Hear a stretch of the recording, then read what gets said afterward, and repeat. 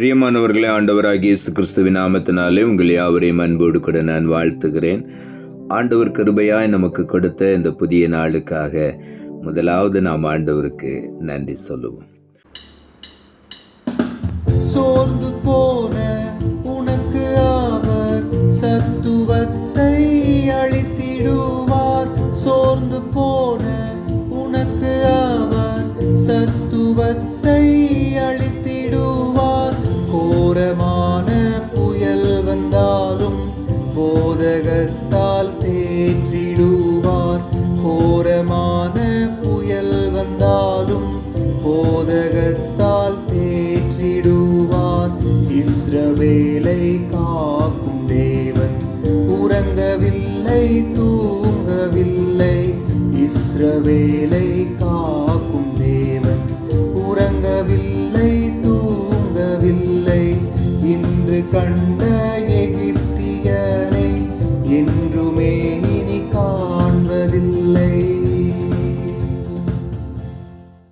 இந்த நாளுக்கு என்று ஆண்டவர் கொடுக்கிற ஒரு வார்த்தை ஏசாயா தீர்க்கதரிசன புஸ்தகம் 40 அதிகாரம் 29வது வசனம். ஏசாயா 40:29. சோர்ந்து போகிறவனுக்கு அவர் பலன் கொடுத்து சத்துவம் இல்லாதவனுக்கு சத்துவத்தை பெருக பண்ணுகிறார். இந்த நாளிலே ஆண்டவருடைய வார்த்தை சொல்லுகிறது, சோர்ந்து போகிறவனுக்கு அவர் பலன் கொடுத்து. அநேக சூழ்நிலைகளிலே சோர்வு நம்மை ஆட்கொண்டு விடுகிறது. சிலர் அப்படிப்பட்ட சோர்வு வரும் பொழுது யாரிடமும் எதுவும் பேசாமல் ஒரு ஓரமாய் போய் உட்கார்ந்து கொள்ளுவார்கள். மனதில் இந்த கவலையை வைத்து கொண்டே இருப்பார்கள். ஆனால் ஆண்டவரை நோக்கி பார்க்கும் பொழுது நிச்சயமாகவே அவர் பலன் கொடுக்கிற தேவனாயிருக்கிறார். சோர்வு வரும் பொழுது நாம் பலனை இழந்து விடுகிறோம். பலவிதமான பலவீனங்கள் நம்மை சூழ்ந்து கொள்ளுகிறது. ஆனால் ஆண்டவரை நோக்கி நாம் கூப்பிடும் பொழுது அவர் நமக்கு பலன் கொடுக்கிற தேவனாயிருக்கிறார். சத்துவம் இல்லாதவனுக்கு சத்துவத்தை பெருக பண்ணுகிற தேவன் என்று ஆண்டவருடைய வார்த்தை சொல்லுகிறது. ஆகவே நாம் சத்துவத்தை பலனை இழந்து போய் சோர்ந்து போய் இருக்கும் பொழுது ஆண்டவரை நோக்கி நாம் கூப்பிடுகிற அந்த நேரத்திலேயே அவர் நமக்கு சத்துவத்தை பெருக பண்ணுகிற தேவனாயிருக்கிறார். அவரை நாம் கூப்பிடும் பொழுது உடனே இறங்கி வந்து நமக்கு உதவி செய்கிற தேவனாயிருக்கிறார். நமக்கு சத்துவத்தை பெருக பண்ணி நம்மை பலப்படுத்தி ஆசீர்வதிக்கிற தேவன்.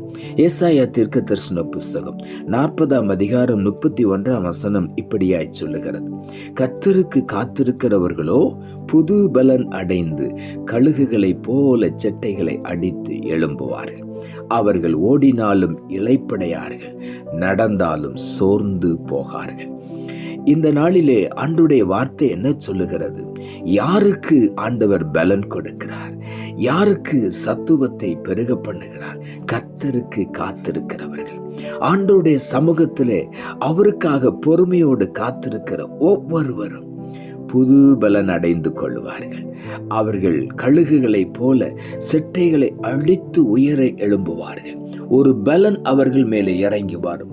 கழுகுக்கு எப்படி பலன் கிடைக்கிறதோ அதே போல அது வயதான பிறகும் கூட, அந்த செட்டைகள் எல்லாம் கீழே உதிர்ந்து விழுந்த பிறகும் கூட மறுபடியும் பலன் பெற்று செட்டைகள் முளைத்து அது மறுபடியும் செட்டைகளை அடித்து உயர எழும்பும் என்று வேதம் சொல்லுகிறது. ஆகவே அதே போல கர்த்தருடைய சமூகத்திலே காத்திருக்கிற ஒவ்வொருவருக்கும் ஆண்டவர் புது பலன் கொடுத்து கழுகுகளைப் போல உயர எழும்பும் பாக்கியத்தை கொடுப்பார். அது மாத்திரமல்ல, அவர்கள் ஓடினாலும் இளைப்படையவே மாட்டார்கள், நடந்தாலும் சோர்ந்து போகவே மாட்டார்கள். இந்த நாளிலே கர்த்தருக்கு நாம் காத்திருக்கும் பொழுது நாம் சோர்ந்து போன நேரத்திலெல்லாம் கர்த்தர் நம்மை பலப்படுத்தி தாங்குகிற தேவனாயிருக்கிறார். ஆகவே உள்ளத்தின் ஆழத்திலிருந்து ஆண்டவருக்கு நாம் நன்றி சொல்லுவோம். சங்கீதங்களின் புஸ்தகம் 28 அதிகாரம் 8வது வசனம் சொல்லுகிறது, கர்த்தர் அவர்களுடைய பலன், அவரே தாம் அபிஷேகம் பண்ணினவனுக்கு அரணான அடைக்கலமானவர் என்று இங்கே ஆண்டவருடைய வார்த்தை சொல்லுகிறது. கர்த்தர் அவர்களுடைய பலன். ஆண்டவர் தான் நம்மை பலப்படுத்துகிற தேவன். ஆகவே தான் தாவீது எழுதுகிறார், என்னை பலப்படுத்துகிற கிறிஸ்துவினால் எல்லாவற்றையும் செய்ய எனக்கு பலன் உண்டு என்று சொல்லி. அதே நேரத்தில் ஆண்டுடைய வார்த்தை சொல்லுகிறது, ஆபத்து காலத்தில் நாம் சோர்ந்து போவோமானால் நம்முடைய பலன் குறுகினது என்று சொல்லி. ஆகவே ஆபத்து காலத்திலே ஆண்டவரை நோக்கி நாம் கூப்பிடும் பொழுது அவர் நமக்கு பலன் கொடுப்பார், சத்துவத்தை பெருக பண்ணுவார். ஒருபோதும் நாம் சோர்ந்து போக அவர் விடவே மாட்டார். ஆபத்துக்கு தப்புவிப்பது மாத்திரமல்ல, நம்மை பலப்படுத்தி நம்முடைய சோர்வுகளை பலவீனங்களை மாற்றி அவர் புது எண்ணெயினால் அபிஷேகம் பண்ணி நம்மை பலப்படுத்துவார். கர்த்தர் அவர்களுடைய பலன். அவரே தாம் அபிஷேகம் பண்ணினவனுக்கு அரணான அடைக்கலமானவர்.